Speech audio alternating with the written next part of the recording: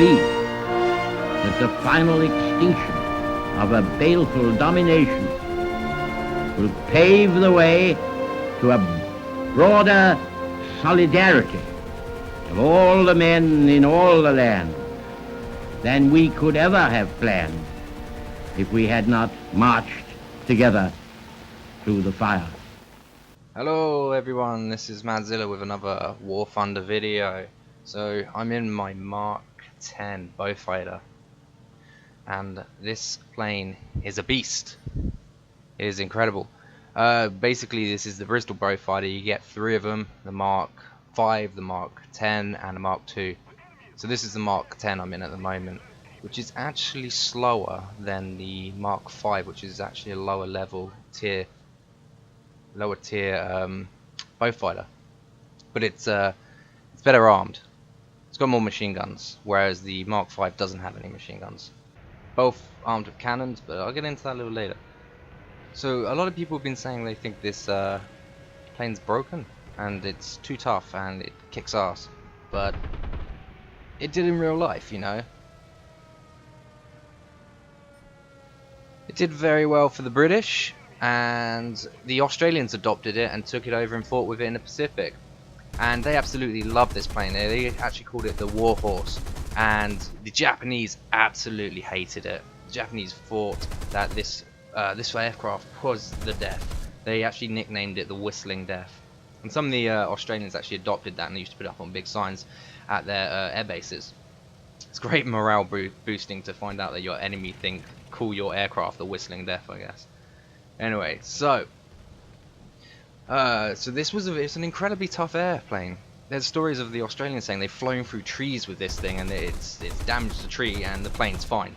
And I think the Australians think of the Beaufighter exactly like the British probably think of, say, the Spitfire or the Hurricane, or even the Lancaster. Oh, got my first kill there.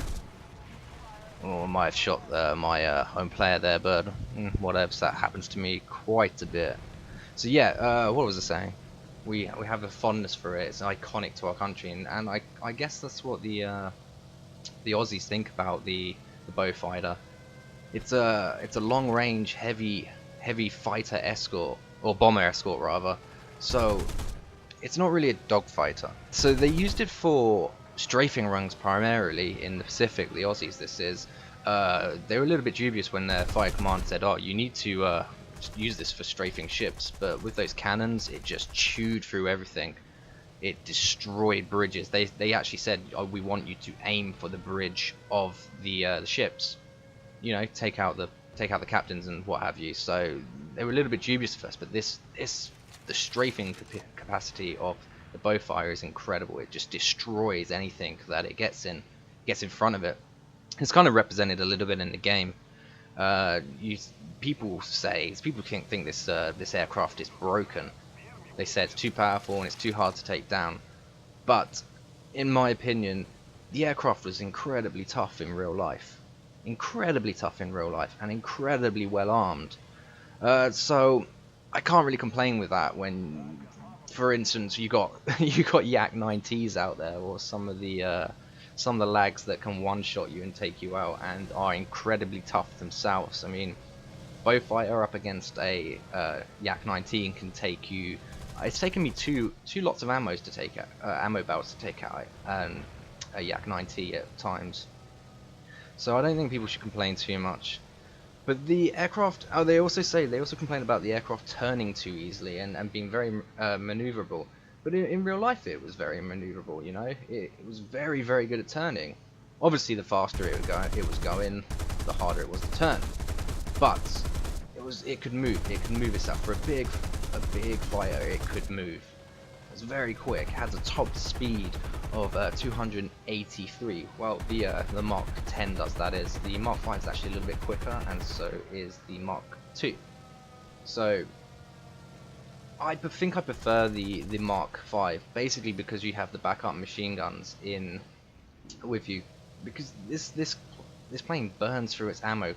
You can run out of ammo so quickly in this thing, but the machine guns and the cannons are so powerful that you're very heavily armed, and if you have your crew skills up to date and you have quite a few, oh, there goes another Beaufighter.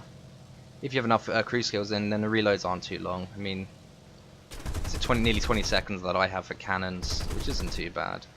But one thing I should note is the tail gunner, the turret on the top. A lot of the Beaufighters didn't actually have them. Only a few had them. That was usually used for the navigator, because especially in the Pacific with the Australians, they had a hard time navigating, basically because the maps were turn of the century and were just crap. So the Beaufighter to me it's not that iconic to me, because you know, I like the Lancasters and the Hurricanes and Spitfires. I think the Spitfire's probably my favourite all-time World War II aircraft. I've always had a dream to fly that. Oh, there goes another Beaufort. Crit. Go down, go down, go down, go down. See, exactly there, they're not too tough. I mean, I managed to take him down pretty easily. So again, check around, and that guy's just tried to hit me. What an arsehole. He might have been just going a little bit too fast, you never know. But anyway, so as I said before, this has a max speed of 283 miles per hour, and it's equipped with 6 12.7mm Browning machine guns and 4. Oh, there, I'm dead. I'm dead. Ouch. And 4 20mm cannons, and on the top is just a 7.7 Browning machine gun turret. So this is another match that I was playing the Beaufighter in. I was trying to climb up to that guy, but I just didn't have the speed. So I fell and had to just leave him be. But I quickly picked up another target like soon after. So I'm just closing the distance between him. I want to pull out in front of him, but slot myself behind him. But he seems to be coming. He's going off the left. He's going off that P36. So I'm going to see if I can save my buddy here. So I've critted him. Hit him again. He must be going down, and I burnt through all my ammo. So I'm just going to pull up a little bit here and let him pull away a little bit. Just let him believe he's a little bit safe when he's really not. So again, I choked my engine out there. I always do that. I wish I didn't do it. I wish I controlled my throttle better. There I pulled down the throttle a bit because I want to slot behind him. I don't want to overshoot him. It's like I said before, the Beaufighter is pretty damn hard to turn if you're going at speed. And all my machine guns and cannons back up, and I'm back on shooting him. Not exactly being the most accurate of fire. Not the greatest shooter in the world. I was playing a game the other day that some guy, he was swooping in from top in his, I think he was in a Spitfire, and every time he was killing the pilot. It's absolutely amazing aim. That's the thing about this game. A lot of people think they need to put their crosshair dead center in the leading target. You need to know your aircraft, you need to know where they're weakest, and taking off the wing with cannons is probably the best thing. So that's like left or right of the center. If it's a bomber, you want to so cannons back up there, and that was a lot of ammo to take down this guy. And I've got him finally. Yeah, so you want to be aiming for where the plane's weakest on the lead target. So you need to know that, and the distance where it is from the center to the edge. And so I'm not going to go after that guy because he's already got someone on him, and this guy's flying over uncontested, and now I put some fire into him. Just going to turn around. Again, I'm putting a lot of power into my engine. I probably should have slowed down a little bit there. He's trying to outfly me, but I'm just going to let him pull away a bit, and then turn back on him. Give my weapons time to reload. Unfortunately, he gets a bomb off, but I'm following him and putting bullets into him. So I'm trying to shoot out his engine there, not going for the center. I'm just trying to get his engine or his wings, take out his flaps, because if he loses his flaps, he loses control of his aircraft. So I critted him again, and this sneaky bloody Japanese fighter comes in after I've been pounding this guy for a while, comes in and takes the kill. What a bastard. Very dishonorable. That's a terrible Japanese accent, I apologise. Yeah, but what an arsehole. Saw an easy kill and thought you'd come and steal it. I know your game. So yeah, so I'm choosing my next target. And following that, I'm thinking I'm going to see if I can get the steal, and I do get the steal. And nearly get taken out by him in the process. So again, checking around, check my left, check my behind me, check my right, just to make sure. Get some situational awareness of the battlefield. You don't want to be just flying with tunnel vision. I think probably 70% of kills or things that get you killed on this is getting tunnel vision, focusing down on one target and not checking behind you or to the side. If you getting tunnel vision on a target and then just get it taken out. So this hurricane's on this this guy, and I'm thinking like he's probably not got the weaponry to take him out. So I'm going to kind of come in and try and help him out. So I pull in my crosshead in front of the enemy plane because I want to slot closely in behind him and I can catch him up quicker this way. And at the moment he's shooting with a tail gun to the hurricane, and the hurricanes are not that strong. They're only made out of metal and wood frames with canvas pulled over, so they're not exactly tough. They were actually saying that they were notorious for being able to take more beating than a BF-109. But they were slower. So what I'm trying to do here is split the targets up, so he's got a choice to go for me or the hurricane. He's probably going to go for me because I'm the deadlier enemy. Unfortunately here I pulled in because I'm shooting and there's not much I can do, I can't pull out.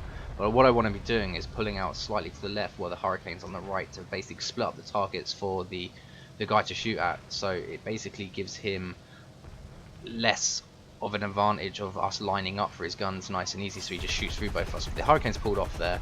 I think he's probably run out of ammo, but this guy is just set up nicely for me to take him down. And he's going down. And my cannon's back up, and boom, he's down. But unfortunately this has led me quite far into enemy territory, and that's never a good thing. So I'm looking around, checking everything's fine. There's a Yak 7, he's quite close to me.